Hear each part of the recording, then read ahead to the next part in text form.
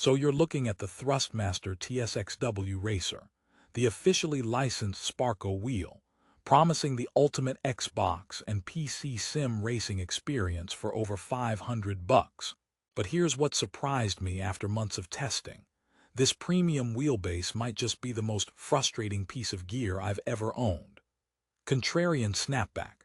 Because for all its power and that beautiful Sparco rim, critical flaws and a mountain of user complaints reveal a product that could leave you stranded in the pits. For the best price, click the link in the description. Let's get straight into why you should think twice.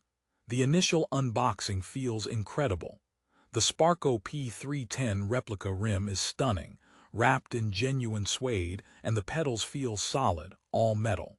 You plug it in, fire up Forza Motorsport or iRacing, and that 40-watt brushless motor roars to life. The force feedback is undeniably strong thanks to the dual belt system. It feels smooth, detailed. You're thinking this is it. I've arrived. But here's the first major red flag, and it's a deal-breaker for many. The infamous power supply issue. Search online and you'll find a graveyard of threads. The external power brick, that chunky wall wart, has a catastrophic failure rate. It just dies. No warning. Your $900 setup becomes a very expensive paperweight. Thrustmaster's support response is notoriously slow, and replacing it yourself voids the warranty. It's like buying a Ferrari that runs on a proprietary fuel only sold by one guy who's always on vacation. Therefore, that embedded cooling system they patented. It might keep the motor cool, but it does nothing for the cold sweat you get wondering if today's the day the power supply gives up the ghost. This isn't a rare one-off. It's a consistent, documented problem. And for a product at this price point, that's simply unacceptable. It's the sim racing equivalent of a ticking time bomb under your rig. Let's talk about the wheelbase itself, the TS-XW.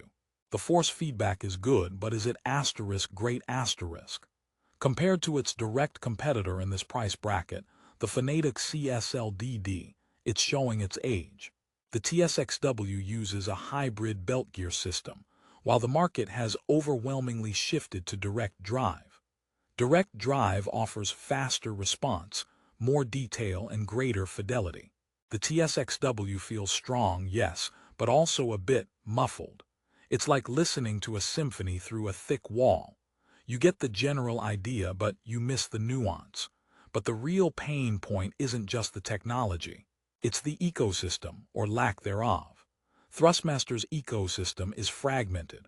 Want to swap to a different style wheel, like a Formula rim? That's an extra $200 to $300 for an add-on rim if you can find one compatible with the TS-XW's specific quick release. It's a proprietary system. Meanwhile, other brands have embraced universal quick releases. It feels like you're buying into a walled garden, but the garden is mostly weeds and the gate is rusted shut.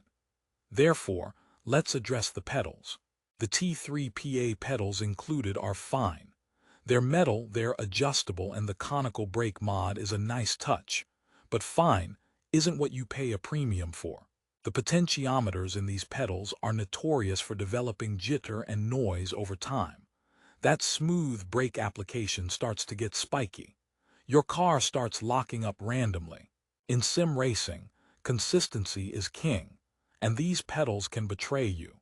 For a true high-end experience, you'll likely be looking at upgrading these pedals immediately, adding another significant chunk to your total investment. It's like buying a gourmet meal and then being told the cutlery costs extra. Now, the setup and software. Thrustmaster's control panel is functional, but it's dated. It feels like software from a decade ago.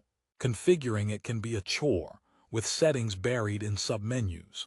Compared to the sleek, game-integrated profiles of modern competitors, it's a clunky experience. You'll spend more time tweaking than driving. And heaven help you if you have a conflict. Getting it to play nicely with every game can be an exercise in frustration. It's less of a plug-and-play experience and more plug-and-pray. But what about the 4.3-star Amazon rating?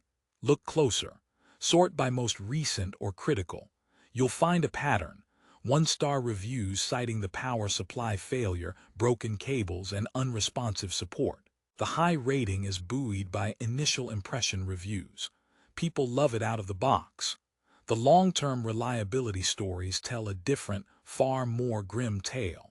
It's a product that wins you over on the first date but forgets your birthday every year thereafter. Therefore, is there anything good? Absolutely. The Sparco rim itself is magnificent.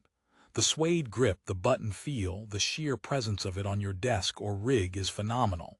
When it works, it provides a compelling experience. The compatibility with Xbox Series XS, One, and PC is seamless when operational. For Xbox-centric players, the options at this force feedback level are limited. It sits in a strange niche. But here's the resolution. For $542.99, you are paying a premium for legacy technology wrapped in a beautiful shell with a critical point of failure. You are buying into an ecosystem that feels stagnant compared to the innovation happening elsewhere. The value proposition has eroded dramatically. So, who is this for? It's for the die-hard Xbox sim racer who must have that specific Sparco wheel feel and is willing to gamble on reliability. It's for someone who fears the slightly more complex setup of a direct drive base. But for nearly everyone else, especially PC players, the market offers better, more reliable, and more future-proof options. You can get an entry-level direct drive wheelbase and a quality set of load cell pedals for a similar total investment, with a dramatically better and more upgradable path forward.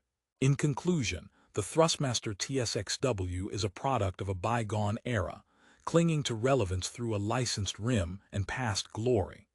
The power supply issue alone should give any buyer massive pause. It represents a significant risk. The problems don't outweigh the prestige. Therefore, my final recommendation: don't buy the Thrustmaster TS-XW. Look at the competition.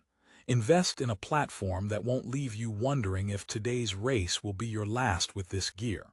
If you're determined to proceed, knowing all the risks, and you want to find the best available price, check the link in the description below. But consider this your final warning from the pits.